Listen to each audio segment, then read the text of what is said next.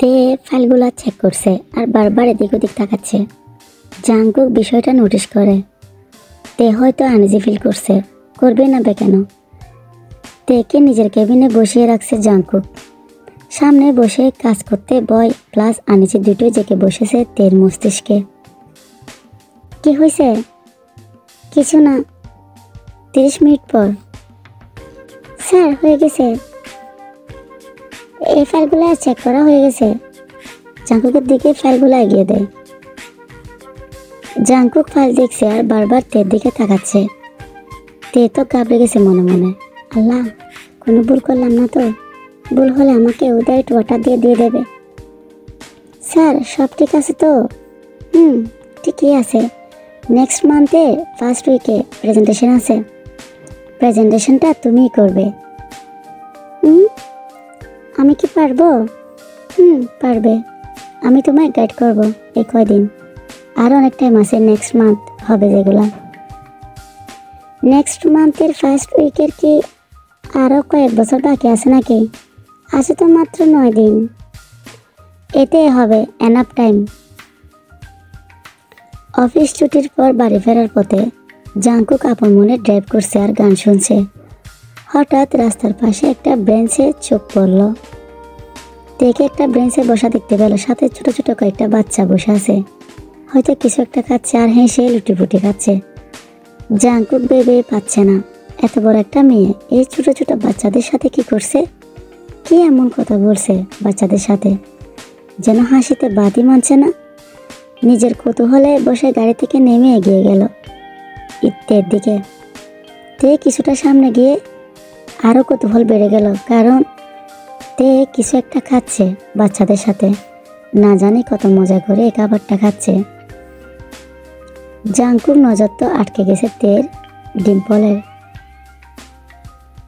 গালে টুল পড়া দেখে। হাসার সময় তের গালে একটু টুল পড়ে। জাংকুক গুল লাগা চোখে তাকিয়ে আছে। তে হাসতে হাসতে সামনের দিকে তাকিয়ে ভূত দেখার মতো চমকে ওঠে। স্যার, আপনি এখানে? না, মানে এদিক দিয়ে যাচ্ছিলাম, বাচ্চাদের দেখে আসলাম। কি বলেন, আপনি বাচ্চা পছন্দ করেন? পাগল নাকি? একদম না। না মানে হ্যাঁ। তোমার হাতে ওটা কি? কোন দেশ থেকে টপকে পড়েছেন বলেন তো? এত জনপ্রিয় একটা খাবারের নাম জানেন না? এটা জনপ্রিয় খাবার? তা নয় তো কি, এটা হচ্ছে হাওয়াই মিঠাই। হোয়াট? এই তোমার জনপ্রিয় খাবারের নাম? ছি, নামটা যেমন মিষ্টি, খেতেও তেমন মিষ্টি। এই নিন, খেয়ে দেখেন। তুমি খাও, ওইসব চিপ খাবার আমি খাই না। হোয়াট এভার, ফিরবে কখন? এই তো একটু পর। আচ্ছা ওকে, বাই বলে জাংকুক সেখান থেকে চলে যায়। 1 সপ্তাহ পর। এই কদিনে জাংকুক তেকে গাইড করছে প্রেজেন্টেশনের জন্য। তে নিজেও অনেক হার্ড ওয়ার্ক করেছে। যে করে হোক ডিলটা ফাইনাল করতে হবে, এত বড় একটা দায়িত্ব পেয়েছে, তার যথাযথভাবে পালন করতে হবে। জাংকুক সব স্টাফকে ডেকে বুঝিয়ে দিয়েছে ক্লায়েন্টের মিটিংয়ের সব কাজ কিভাবে সব হ্যান্ডেল করতে হবে। আর বলে, একটা কথা, আজ 3 তারিখ, 5 তারিখের শনিবার কিন্তু মাস্ট বি সবাই অফিস ড্রেসে এখানে আসবে। জি স্যার। শুধু তে বলে ওঠে। অসম্ভব, আমি পারবো না। তের এমন আচরণে সবাই অবাক। What happened? কি বলছেন কি? আমি অফিসের কোনো ড্রেস পরতে পারবো না। তোমার থেকে জাংকুক পারমিশন চাইনি, অর্ডার করেছে। Got it? তে মনে মনে বলে, ওই শালা লুচ্ছা, আমি নাকি শার্ট আর শর্ট স্কার্ট পরতাম, ওটাকে নাকি অফিস ড্রেস বলে। ওসব পরতে আমার বয়ে গেছে।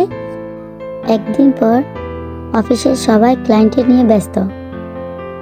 তে এখনো অফিসে পৌঁছায়নি। জাংকুক তো রেগে ফায়ার। তেকে একটা দায়িত্ব দেওয়া হয়েছে, সেটাতে ওর কোনো পাত্তাই নেই।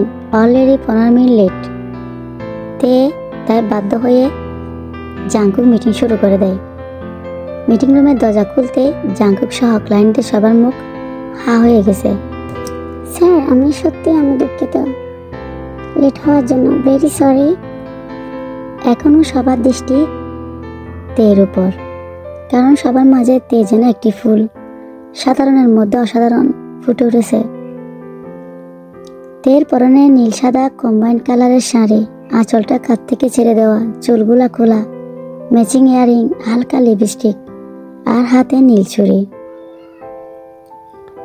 জাংকুক খেয়াল করলো শুধু সেই নয়, উপস্থিত সবার নজর তের উপর। তাই তাড়াতাড়ি করে বলে, অ্যাটেনশন প্লিজ, দেখা হয়ে গেলে আমরা কাজ শুরু করতে পারি। এ অনেক খুশি, কারণ তার করা প্রেজেন্টেশনে এত বড় একটা ডিল ফাইনাল হয়েছে। জাংকুকও ইমপ্রেস তের প্রতি। তে ফাইল রাখতে জাংকুকের কেবিনে আসে। এসে দেখে টেবিলের উপর সব ফাইল ছড়িয়ে ছিটিয়ে আছে। কোমরের শাড়ির আঁচল বেঁধে কাজে লেগে পড়ে। কিছুক্ষণ পর তের মনে হলো তার পেছনে কেউ দাঁড়িয়ে আছে। পিছনে ঘুরে জাংকুককে দেখে কিছুটা অস্বস্তি অনুভব হয়। জাংকুক তের এই লুকে তাকে দেখে নেশাভরা চোখে তাকিয়ে থাকে। তে তাড়াতাড়ি কোমর থেকে শাড়ির আঁচলটা ছেড়ে দেয়। জাংকুক এক পা দুই পা করে তের দিকে এগিয়ে যায়, আর তে পেছাতে পেছাতে দেয়ালের সাথে লেগে যায়। জাংকুক একটু একটু করে তের মুখের দিকে নিজের মুখ এগিয়ে নেয়। তেকে সরাসরি তের টুটে ডুব দেয়। তেকে ওয়ালের সাথে চেপে ধরে। এভাবে অনেকক্ষণ থাকে। হঠাৎ তে খেয়াল করে তের মাথায় চেঞ্জ ফিরে আসতে তে জাংকুককে হালকা ধাক্কা দেয়। জাংকুক 2 কদম পিছিয়ে যায়। দুজনেই ঘুরের মধ্যে ছিল। কি করছিল তারা দুজনেই জানে না। হঠাৎ তে রেগে যায়। করছেন কি স্যার? জাংকুক নিজেকে স্বাভাবিক করে। Sorry, please don't mind. বুঝতে পারিনি আমি, তোমাদের বিভোর হয়ে গেছিলাম বলে হন হন করে রুম থেকে বেরিয়ে যায় জাংকুক। তের নিজের প্রতি খুবই রাগ হচ্ছে। সারা রাস্তা নিজেকে বকতে বকতে বাড়ি ফিরে। কি করে এমন একটা কাজ করতে পারলো? কি করে আমি এমন একটা কাজ করতে পারলাম? আগে কেন বাধা দিলাম না? উনি আমার এত কাছে চলে আসলো, তবুও কিছু বললাম না। আর যদি কিছু একটা হয়ে যেত তাহলে? আর কেউ আসলে তো আমার এরকম মনে হয় না। এই ঘটনা 2-3 মাস পর। জাংকুকের এখন তে নেশা হয়ে গেছে। কাজে অকাজে নানা অজুহাতে তেকে নিজের কেবিনে বসিয়ে কাজ করায় জাংকুক। সেই দিনের ঘটনার পর থেকে তে নিজেকে জাংকুকের থেকে যথেষ্ট দূরে রাখার চেষ্টা করে। জাংকুকের মনে পুরোপুরি জায়গা দখল করে নিয়েছে তে। নানাভাবে তেকে নিজের মনের কথা বলতে চেষ্টা করে জাংকুক, কিন্তু কিছু বলার সুযোগই দেয় না তে। জাংকুক নিজেকে তের মতো করে তৈরি করার চেষ্টা করে। অনেকটা করেও পেয়েছে। তের ভালো লাগা খারাপ লাগা মিশে গেছে জাংকুকের মাঝে। এখন শুধু বাকি নিজের মনের কথাটা তেকে জানিয়ে দেওয়া। মনে অনেক ভয়, বাবা মা বোনকে হারিয়ে নতুন কাউকে নিজের জীবনে জড়াতে। সেও কি তার বাবা মা আর বোনের মতো হারিয়ে যাবে তার জীবন থেকে? তে কি তার ভালোবাসা গ্রহণ করবে নাকি ফিরিয়ে দেবে তাকে? জাংকুক তার নানু মনের কাছে অতি আদরে বড় হয়েছে। যেটাই চায় সেটাই যে করে হোক নিজের করে নেয়। কোনো কিছুতে রিজেক্ট হওয়ার অভ্যাস নেই তার। না বোধক শব্দটাকে যে করে হোক হ্যাঁ বোধকে পরিণত করে তার। তের অনার্স প্রথম বর্ষের ফাইনাল পরীক্ষা, যার জন্য কিছুদিনের ছুটি নিয়েছে। 2 দিন হলো অফিসে আসে না তে। আর এদিকে জাংকুক পাগল পাগল অবস্থা তেকে দেখতে না পেয়ে। অফিসের কাজ রেখে সুগাকে নিয়ে ছুটল তের ভার্সিটিতে। জাংকুক ড্রাইভ করছে। সুগা ভেবে পাচ্ছে না জাংকুক তাকে নিয়ে এই সময় কোথায় যাচ্ছে। আমরা কোথায় যাচ্ছি বলবি তো? চুপচাপ বসে থাক, গেলেই দেখতে পাবি। তা তো পাবোই, কিন্তু অফিসের কাজ রেখে যাওয়াটা কি খুব দরকার? প্লিজ 8 ঘন্টা তোর মুখটা একটু অফ রাখ। কি হলো, গাড়ি থামালি কেন? চোখ দিয়ে আশেপাশে তাকিয়ে দেখে বুঝতে পারবি। যেখানে বাঘের ভয় সেখানে সন্দেহ হয়। এই কোথায় নিয়ে এলি রে ভাই? মুখটা বন্ধ কর। সে না হয় করবো, তার আগে এটা তো বল, তুই জিমিনের ভার্সিটিতে কেন নিয়ে এলি আমায়? শুধু জিমিনের না, এটা যে তেরো ভার্সিটি। তোকে নিশ্চয় আমি জিমিনের সাথে প্রেম করতে কেন নিয়ে আসিনি। তাহলে চল না, বাঘ আসার আগে চলে যাই। চুপ করে দাঁড়িয়ে থাক, এখানে দরকার ছাড়া নিশ্চয় আসিনি আমি। কি এমন দরকার, তাও এই ভার্সিটির সামনে? কিছুক্ষণ দাঁড়িয়ে থাকার পর জাংকুকের চোখ গেল তে আর জিমিনের দিকে। দুজনে গেট দিয়ে বের হচ্ছে হেসে হেসে। এই হাসি মাখা টুল পড়া মুখটাই যথেষ্ট জাংকুককে গাইল করার জন্য। আর সেই টুলের অতলে হারিয়ে যায় জাংকুক বারবার। জাংকুক তে নাম ধরে ডাকতে তে অবাক চাহনিতে তাকায় সামনে।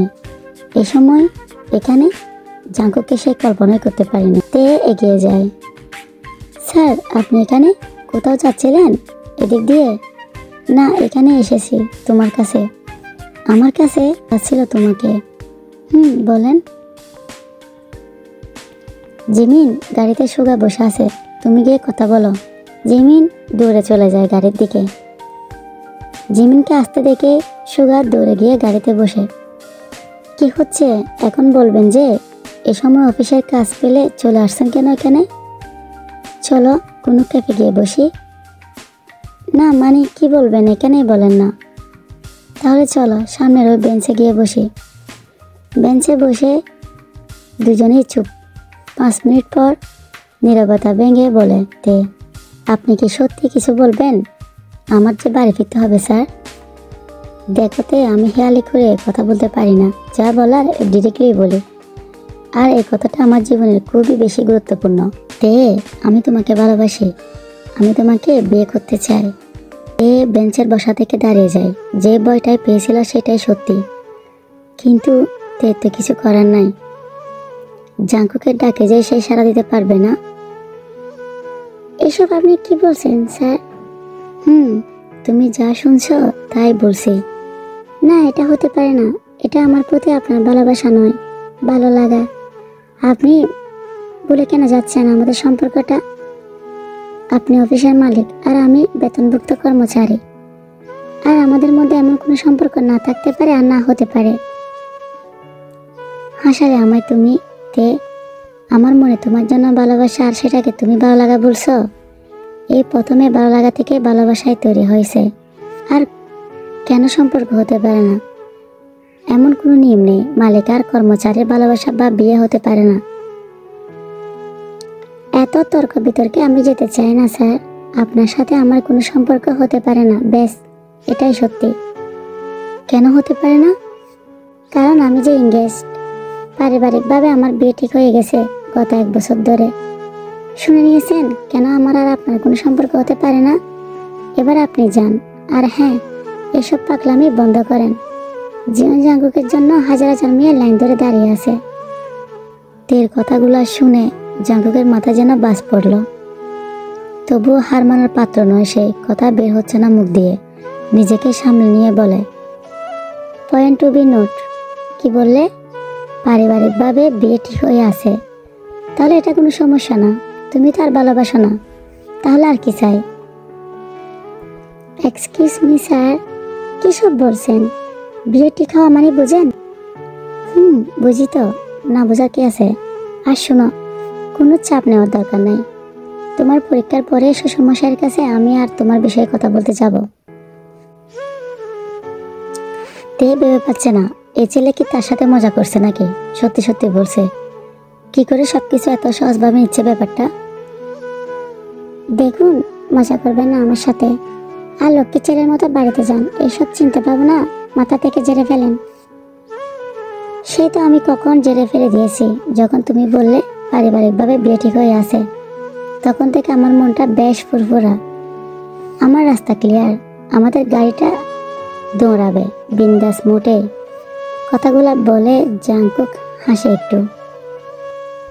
পাগল টাগল হলো নাকি আমার বিয়ের কথা শুনে? তে মনে মনে বলে। পরের দিন সেম টাইমে জাংকুক তের বাসির সামনে দাঁড়িয়ে থাকে। তে জাংকুককে দেখে রেগে যায়। এই ছেলেটা তো আস্তে একটা পাগল।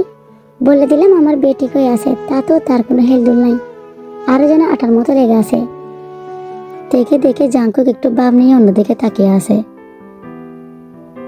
হ্যালো মিস্টার, আপনাকে বলছি, শুনছেন? শুনছি আর দেখছিও। এই নাও, এটা তোমার জন্য। কি এটা? জাংকুক তের জন্য হাওয়াই মিঠাই নিয়ে আসে। এই জনপ্রিয় খাবারটাকে ভুলে গেলে? It's not done. আপনি এসব নেকামি করার জন্য এখানে এসেছেন? জি না ম্যাম, আমি আপনাকে দেখতে আসছি। শুনুন, এক কথা বারবার বলতে আমার ভালো লাগে না। বললাম তো আমি অন্য কারো বাগদত্তা। হুম, আমার এক কথা শুনতে বারবার ভালো লাগে না। কাল থেকে একই জ্ঞান জ্ঞান করছো। তার মধ্যে একবারও বলনি যে তুমি আমাকে ভালোবাসো না, কিংবা কি যেন তোমার ওই বর নাকি হবু স্বামী তাকেও ভালোবাসো। তাহলে কি কি বুঝতে পারছো নিশ্চয়? দেখুন। দেখতে চাই। দেখ, ফাজলামি করছেন কেন? এসবের মুড নাই আমার। জাংকুক নাসুর বান্দা, তের পিছু ছাড়েনি। পরীক্ষার প্রতিটা দিন তের বাসের সামনে বেহায়ার মতো দাঁড়িয়ে থাকে। তে কিছুতেই বুঝতে পারে না জাংকুককে। শেষমেশ চাকরিটাকে ছেড়ে দেবে সেই জাংকুককে জানায়। জাংকুক তাকে জানিয়েছে রানিং মাসে চাকরি ছাড়তে পারবে না, ইটস রুলস। এ মাসের বাকি দিনগুলা অফিসে নিয়মিত আসতে হবে।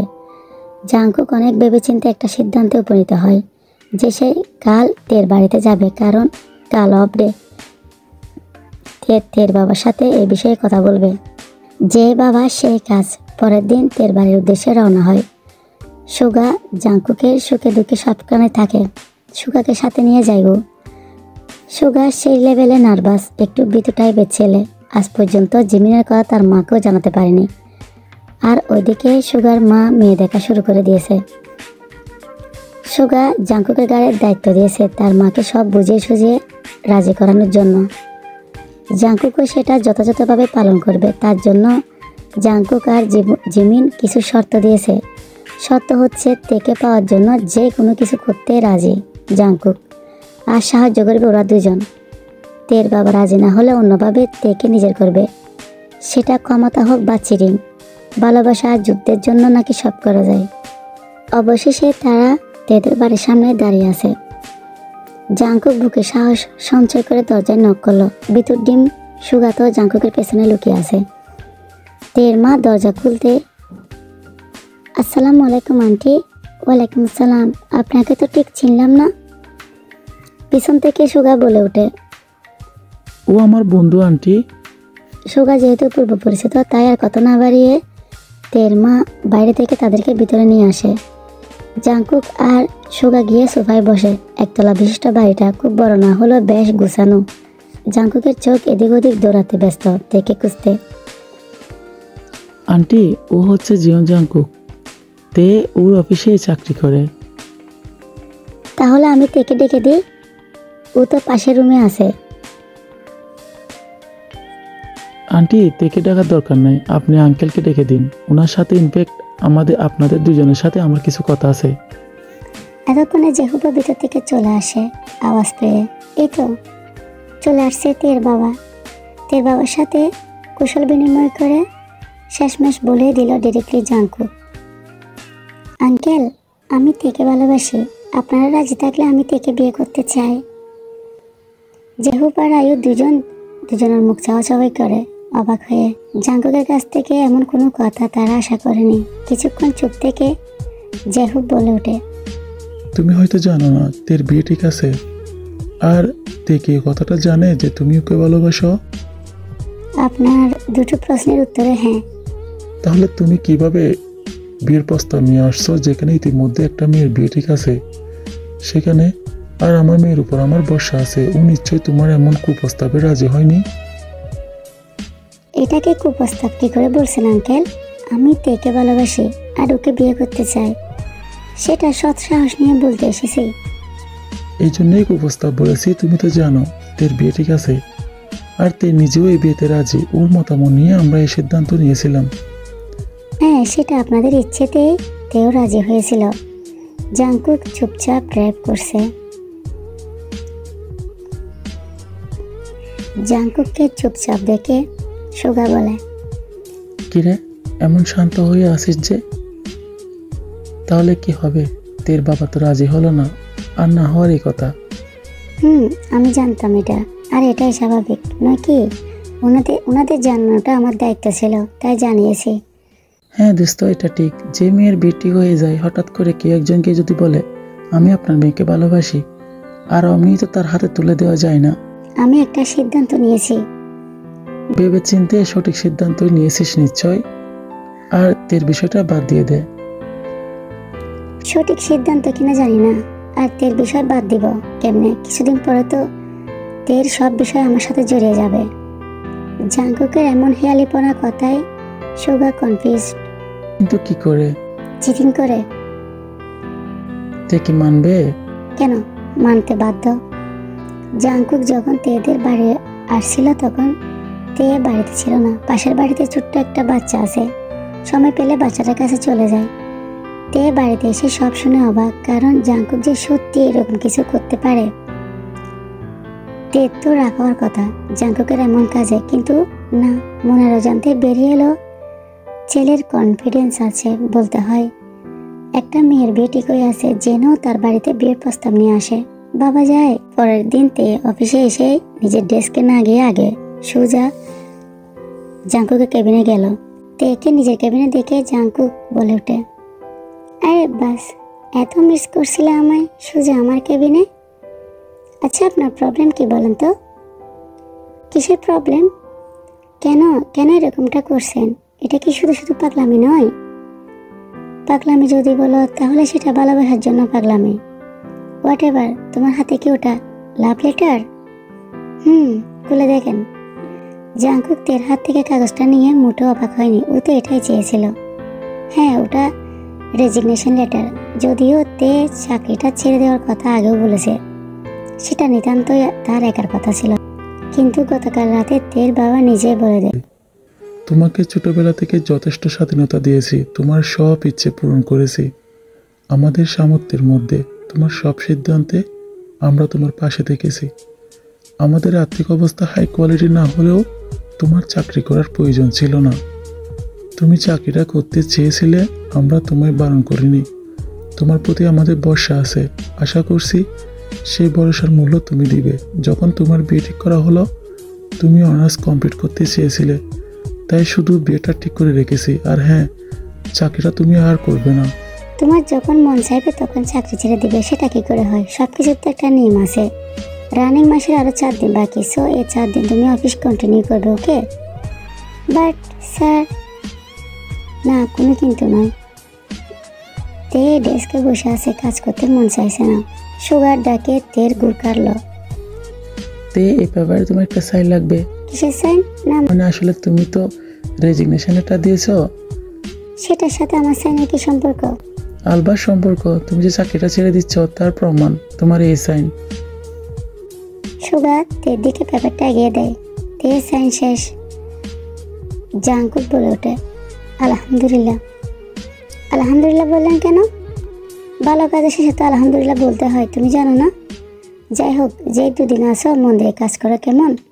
এর 4-5 দিন পর। হ্যাঁ জিমিন, আজ থেকে আর তে অফিস আসবে না। ভাইয়া, আমি বলছিলাম কি, এটা কি অন্যায় হচ্ছে না? কি সুগাকে আদৌ ভালোবাসো? ঠিক আছে ভাইয়া, কাজ হয়ে যাবে, কিন্তু এসবের দায় যেন পরে আমাকে নিতে না হয়। এই তো লাইনে আছে, মনে মনে জাঙ্কুক বলে। ঠিক আছে, তোমাকে যে কাজটা দেওয়া হয়েছে সেটা মন দিয়ে করো, আপাতত অন্য কিছু ভাবতে হবে না। পরের দিন সকালবেলা জিমিন তেদের বাড়িতে চলে গেল। আঙ্কেল, আন্টি, তোমাদের কাছে আমার একটা আবদার আছে, রাখবে তো? আয়ু বলে, বলো, কি আবদার? আমাদের সাধ্যের মধ্যে হলে অবশ্যই রাখবো। আজ আমি তেকে আমাদের বাড়িতে নিয়ে যাব। আমি তো 2 দিন পর পর আসি, আর তে সে কবে আমার বার্থডের মধ্যে গিয়েছিল, তাই মা তেকে নিয়ে যেতে বলছে। আমি কিন্তু তোমাদের কোনো বারণ শুনবো না। কি বলছিস এসব হঠাৎ? ঠিকই বলছি, আর এই জন্যই তোকে না বলে আঙ্কেল আন্টির সাথে আগে পারমিশন নিচ্ছি। আঙ্কেল বলো না প্লিজ, তে যাবে তো?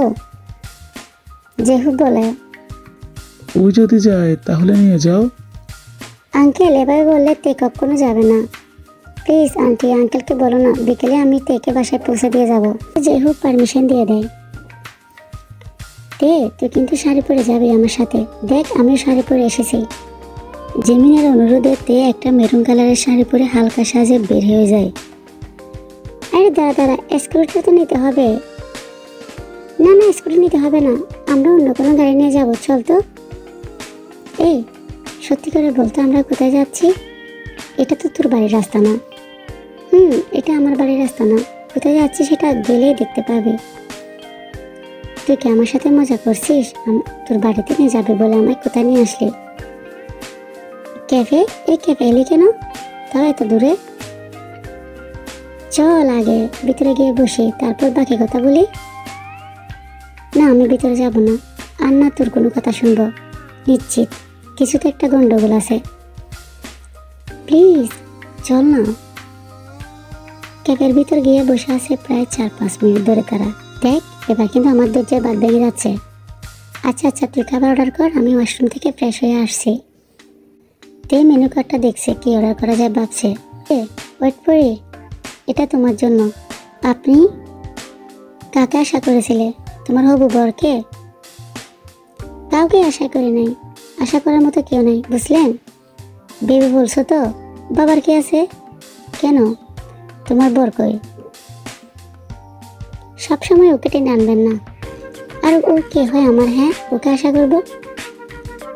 হ্যাঁ ঠিক বলেছ, কে হয় না। আমি তোমার অনেক কিছু হই। এখন থেকে সব জায়গায় আমাকে, শুধু আমাকে আশা করবে, ঠিক আছে? মানে? জাংকুক তের হাত ধরে বলে, চলো আমার সাথে। এটা একটু বেশি হয়ে যাচ্ছে না? কোন সাহসে আমার হাত ধরেছেন? কেন? সাহস না, অধিকারে হাত ধরেছি। আপনি কি ভুলে যাচ্ছেন আমাদের সম্পর্কটা কি? যে সম্পর্ক ছিল সেটার কথা তুমি ভুলে যাও, এখন নতুন সম্পর্কের কথা ভাবো। জাঙ্কু কিসব উল্টাপাল্টা কি বলছে, তে কিছুই বুঝতে পারে না। কিসব বলছেন? কিসের সম্পর্কের কথা বলছেন? কিছুক্ষণ পর ঠিকই বুঝতে পারবে বলে তেকে গাড়িতে বসিয়ে দেয়। 15 মিনিট পরে একটা বাংলোর সামনে গাড়ি থামে। কোথায় নিয়ে আসলেন আমাকে? ভয় পেও না, এটা আমার বাংলো, আর এখানে আজ সারাদিন আমার সাথে থাকবে তুমি। আর কিসের সম্পর্ক সেটাও জানতে পারবে। বিকেলের আগে বাড়ি পৌঁছে দেব। জাংকুক এগিয়ে গিয়ে তের হাত ধরে, আই লাভ ইউ। সত্যি আমি তোমাকে ভালোবাসি। আমার ওয়েট করি। বাবা মা বোনকে হারিয়ে প্রথম কাউকে আগলে দেখতে চাইছি, আর সেটা হচ্ছে তুমি। আপনি কেন বুঝতে চাইছেন না? আমি অন্য কারো হবু স্ত্রী। তাছাড়া আপনি তো বিষয়টা আমার বাড়িতেও জানিয়েছেন, তারা তো না করে দিয়েছে। আমার আর কিচ্ছু করার নেই এখানে, ক্ষমা করে দিন আমাকে প্লিজ। বাড়িতে দিয়ে আসুন। তুমি অন্য কারো হবু স্ত্রী ছিলে 5 দিন আগ পর্যন্ত, আর বিগত 5 দিন ধরে অন্য কারো স্ত্রী। কি সব বলছেন আপনি? তুমি কেন মানতে চাইছো না তুমি আমাকে ভালোবাসো? এই কদিনে তুমি আমাকে একবারও বলো না যে তুমি আমাকে ভালোবাসো না। শুধু একটা কথাই বলছো যে তোমার বিয়ে ঠিক আছে, আর আমি জানি তুমি এটা তোমার পরিবারের জন্য করেছো। আমায় ভালোবেসেও সেটা তুমি স্বীকার করছো না। তে কাঁধ থেকে জাঙ্কুকের হাত সরিয়ে দেয়। না, আমি আপনাকে ভালোবাসি না, ভালোবাসি না। শুনতে পেয়েছেন আপনি? এখন বলছি তো, আমি আমার বাবা মাকে ভালোবাসি, আর তাদের কথা মতো আমি বিয়ে করব। তোমার বিয়ে হয়ে গেছে তে, আর সেটা আমার সাথে। এই তার প্রমাণ। তের দিকে পেপারটা এগিয়ে দেয়। পেপারটা হাতে নিতে তের পায়ের নিচের মাটি সরে যায়, কারণ এটা রেজিস্ট্রি পেপার, যেখানে তে এবং জাঙ্কুকের দুজনের সাইন। আইনত তে আর জাঙ্কুক এখন স্বামী স্ত্রী। তের বুঝতে বাকি নাই, এটা সেদিনের করা সাইনটা। তে হাত থেকে পেপার ফেলে দিয়ে বলে, মানি না আমি বিয়ে। আপনি এটা ঠিক করে নিন, আমার সাথে এটা অন্যায়। তুমি মানো না মানো, তুমি আমার স্ত্রী। যেভাবে হোক আমাদের বিয়েটা হয়ে গেছে। এই বলে তেকে জড়িয়ে ধরে জাঙ্কুক। এই বিয়ের কোনো মূল্য নেই আমার কাছে, মানি না আমি এই বিয়ে। আমি আমার বাবার পছন্দ করা ছেলেকে বিয়ে করব, আর সেটা কালকে। কিসের এত অহংকার তোমার? কেন আমায় ভালোবাসবে না? আর নিজের স্বামীর সামনে অন্য ছেলেকে বিয়ে করার কথা বলতে লজ্জা করে না তোমার? লজ্জা তো আপনার করার কথা, আপনি চিটিং করছেন আমার সাথে, আর স্বামী হয়ে গেলেন। বিয়েটা কি খেলা নাকি? একটা পেপারে সাইন করলে আমার বিয়ে হয়ে গেল? পেপারে সাইন করেছ মানে আইনত আমার স্ত্রী হয়ে গেছ, আমাদের বিয়ে হয়ে গেছে। না হয়নি। দুটো পরিবারের মতামত যেখানে নেই, যেখানে আমার বাবা মায়ের ইচ্ছে নেই, সেই বিয়েটার কোনো মূল্য নেই আমার কাছে। আমি তাদের পছন্দ করা ছেলেকে বিয়ে করবো, আর সেটা কালকে। এই বারবার তোর কাছে ভালোবাসার দাবি নিয়ে আসছি বলে এটা বাবা ভুল যে আমি আমার ভালোবাসা আদায় করতে জানি না। নিজের বইয়ের মুখ থেকে বারবার অন্য ছেলেকে বিয়ে করার কথা শুনে জাঙ্কুক রেগে গিয়ে বলে, খুব অহংকার না? আজ এই অহংকার থাকবে না তোর, দেখ আমি কি করি। তের গাছ থেকে শাড়ির আঁচলটা ফেলে দিতে পিঠের কিছুটা অংশ বেরিয়ে আসে।